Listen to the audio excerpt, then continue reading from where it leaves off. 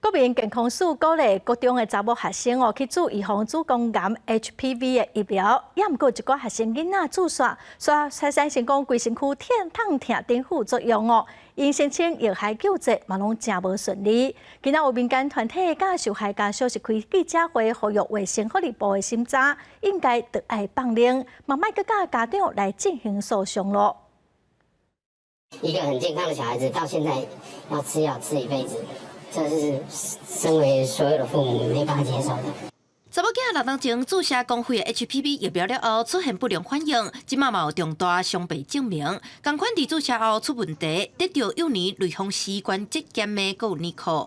他这个康复的路程真的是遥遥无期，我们也感到有许多的无助跟恐惧。每次想到这个，就会感到很自责。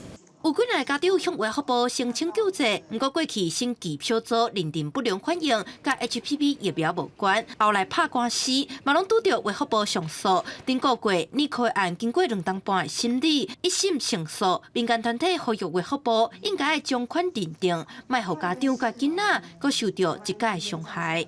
那我们觉得在这里面，因为打疫苗这个事情，事实上它有社会性的公益，那所以你不应该让这个自打疫苗以后，这个发生的这些意外不明白的这些意外的不清楚原因的这些意外呢，由个人来承担。台湾女人连续表示，过去有超过30个类似遭拒的家庭，捌找因斗3工，向卫福部修改审计办法，莫阁上诉。卫福部代表是表示，会阁甲意见早登去讨论。记者陈玉凯台北采访报道。